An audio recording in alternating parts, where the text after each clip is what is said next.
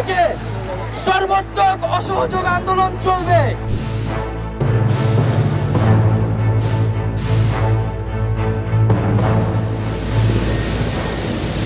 2024 সালের 3রা আগস্ট জুলাই গণ অভ্যুত্থানের ইতিহাসে অন্যতম গুরুত্বপূর্ণ মোড় হিসেবে স্মরণীয়।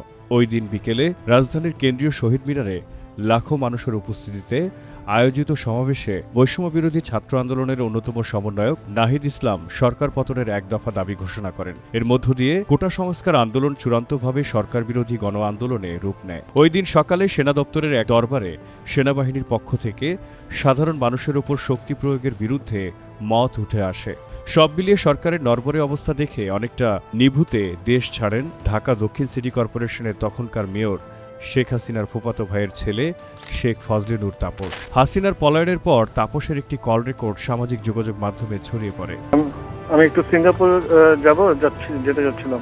হ্যাঁ, যাবো না কেন? 3রা আগস্ট সকাল 8:16 ফোনটি করেছিলেন তাপস। অপর প্রান্তে ছিলেন হাসিনা। তাপস শেখ হাসিনাকে সালাম দিয়ে বলেন, আমি একটু সিঙ্গাপুর যেতে চাচ্ছিলাম, আমি কি যেতে পারি? জবাবে শেখ হাসিনা বলেন, হ্যাঁ যাও, যাবা না কেন? কথোপকথন থেকে জানা যায় তাপস সিঙ্গাপুরে যাওয়ার জন্য বিমানবন্দরে গিয়েছিলেন, তবে ইমিগ্রেশন কর্তৃপক্ষ তাকে থামিয়ে দেয়। এ সময় তিনি শেখ হাসিনার সঙ্গে যোগাযোগ করে সহায়তা চান। শেখ হাসিনার পতনের আগেই তাঁর ঘনিষ্ঠ আত্মীয় স্বজনের প্রায় সবাই দেশ ছেড়ে পালান, বাকিরা হাসিনার পতনের পরে বিদেশে পালান। ফলে শেখ পরিবারের গুরুত্বপূর্ণ সদস্যদের সবাই গ্রেপ্তার এড়াতে সক্ষম হন। অথচ শেখ হাসিনা টানা 15.5 বছরের শাসন আমলে এই পরিবারের সদস্যরা ছিলেন ক্ষমতার শীর্ষে।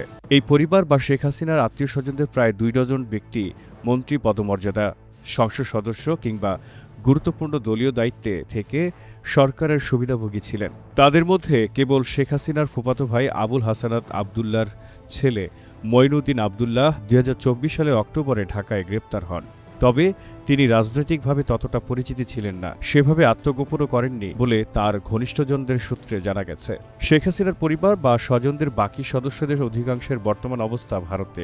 অনেকেই কলকাতার দামি আবাসিক ভবনে থাকছেন বলে বিভিন্ন সময়ে সামাজিক মাধ্যমে ছবি, ভিডিও বের হয়েছে।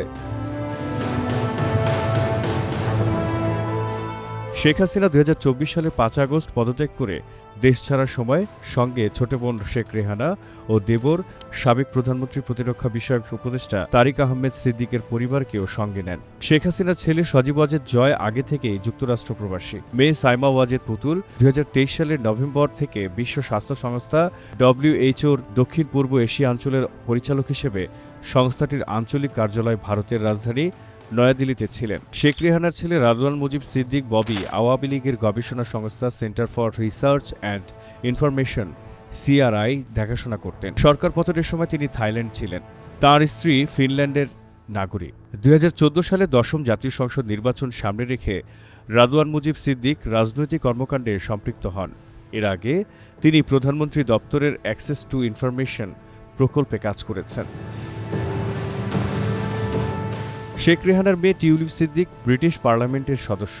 তার বোন আজমিনা সিদ্দিক রূপন্তী যুক্তরাজ্যের নাগরিক। 2024 সালের বিতর্কিত আমিরামি নির্বাচনে শেখ হাসিনা সহ তাঁর স্বজনদের 8 জন সংসদ সদস্য হন। শেখ হাসিনার আত্মীয়দের মধ্যে ছিলেন তাঁর ফুফাতো ভাই শেখ ফজলুল করিম সেলিম ও আবুল হাসানাত আবদুল্লাহ, চাচাতো ভাই শেখ হেলাল উদ্দিন ও শেখ সালাউদ্দিন জুয়েল, শেখ হেলালের ছেলে শেখ তন্ময় এবং ফুফাতো ভাইয়ের ছেলে নুরি আলম চৌধুরী ও মজিবুর রহমান নিক্সন চৌধুরী। যুবলীগের চেয়ারম্যান ছিলেন শেখ হাসিনার ফুফাতো ভাইয়ের ছেলে শেখ ফজলে শামস পরশ। ছাত্র জনতার অভ্যুত্থান প্রতিহত করতে নানা কর্মসূচিতে বক্তৃতা করেন। সরকার পতনের কিছুদিন পর পরশ ভারত হয়ে কানাডায় চলে যান। এরপর তিনি আবার ভারতে ফিরেছেন। তার ভাই শেখ ফজলে নূর তাপস ছিলেন ঢাকা দক্ষিণ সিটি কর্পোরেশনের মেয়র। এছাড়া অন্য আত্মীয়রা আওয়ামী লীগ ও এর সহযোগী সংগঠনের গুরুত্বপূর্ণ পদে ছিলেন। আওয়ামী লীগের সভাপতি মণ্ডলীর সদস্য ও বহুবারের সংসদ সদস্য শেখ ফজলুল করিম সেলিম ছাত্র জনতার আন্দোলনের সময় দেশেই ছিলেন। শেখ হাসিনা সরকারের পতনের পর আত্মগোপনে ছিলেন। সংশ্লিষ্ট সূত্রের তথ্য অনুযায়ী 2024 সালের সেপ্টেম্বরে তিনি ভারতে চলে যান এবং বর্তমানে কলকাতায় আছেন। শেখ সেলিমের ছেলে ও যুবলীগের যুগ্ম সাধারণ সম্পাদক শেখ ফজলে নাইমও কলকাতায় গেছেন। তিনি নিয়মিত দেশে যুবলীগ নেতা কর্মীদের সঙ্গে যোগাযোগ রাখছেন। শেখ সেলিমের আরেক ছেলে শেখ ফজলে ফাহিম FBCCI-এর সাবেক সভাপতি। হাসিনার পতনের আগেই তিনি দেশ ছাড়েন। শেখ মারুফ হাসিনার আরেক ফুফাতো ভাই। রাজনীতিতে তিনি ততটা আলোচনায় ছিলেন না। বর্তমানে তিনি সিঙ্গাপুরে আছেন। হাসিনার ফুফাতো ভাই আবুল হাসনাত আবদুল্লাহ শেখ বেশ প্রভাবশালী ছিলেন। শেখ হাসিনা সরকার পতনের আগেই তিনি ভারতে যান। তিনি প্রায়ই ভারতের রাজস্থানে আজমির শরীফ দরগায় যাতায়াত করতেন। তার মেয়ে এক ভারতীয় নাগরিককে বিয়ে করেছেন। ভারতে আবুল হাসনাত আবদুল্লাহর রেস্তোরাঁ সহ নানা সম্পদ রয়েছে বলে একাধিক সূত্র থেকে জানা যায়। তার ছেলে আশিক আবদুল্লাহ বাবার সঙ্গে ভারতে গিয়েছিলেন। তার ছোট ভাই ও শেখ হাসিনার আরেক ফুফাতো ভাই আবুল খায়ের আবদুল্লাহ বরিশাল সিটি কর্পোরেশনের মেয়র ছিলেন। সরকার পতনের পর তিনি ভারতে চলে যান। আবুল হাসনাত আবদুল্লাহর বড় ছেলে সাদিক আবদুল্লাহ বরিশাল সিটি কর্পোরেশনের সাবেক মেয়র। বাবা ছিলেন বরিশাল জেলা আওয়ামী লীগের সভাপতি এবং ছেলে বরিশাল মহানগর আওয়ামী লীগের সাধারণ সম্পাদক। দুজন মিলে পুরো বরিশাল অঞ্চলের রাজনীতি নিয়ন্ত্রণ করতেন। সাদিক আবদুল্লাহ ভারত হয়ে যুক্তরাষ্ট্রে গেছেন। বিক্ষুব্ধ জনতা বরিশালে সাদিক আবদুল্লাহর বাড়িতে আগুন দেয়। শেখ হাসিনার দুই প্রভাবশালী চাচাতো ভাই শেখ হেলাল উদ্দিন ও শেখ সালাউদ্দিন জুয়েল ছাত্র জনতার আন্দোলনের সময় দেশেই ছিলেন। পরে তাঁরা ভারতে চলে যান। কলকাতার নিউ টাউন এলাকার একটি দামি আবাসিক কমপ্লেক্সে তাঁরা বসবাস করছেন বলে খবর বের হয়েছে। শেখ হেলালের জামাতা আন্দালিব রহমান পার্থ বিজেপির চেয়ারম্যান ও তারেক রহমানের ঘনিষ্ঠ। বিএনপির সমর্থনে এখন এমপি। শেখ হেলালের ছেলে তন্ময়ও ভারতে আছেন। শেখ সালাউদ্দিন জুয়েলের সঙ্গে তাঁর স্ত্রী শাহানা ইয়াসমিন শম্পাও রয়েছেন। আওয়ামী লীগের নেতারা বলছেন শম্পাকে গণভবনে শেখ হাসিনার পাশে প্রায়ই দেখা যেত।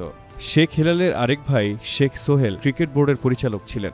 খুলনার উন্নয়ন কাজের দরপত্র নিয়ন্ত্রণ করতেন তিনি। দেশেই আত্মগোপনে আছেন। শেখ হাসিনার ফুফাতো ভাইয়ের ছেলে নুরি আলম চৌধুরী জাতীয় সংসদের চিফ হুইপ ছিলেন। তার ভাই নিক্সন চৌধুরী যুবলীগের নেতা এবং স্বতন্ত্র সংসদ সদস্য ছিলেন। দুজনেই শেখ হাসিনার পতনের পরই তাদের ভারতে অবস্থানের তথ্য জানা গেছে।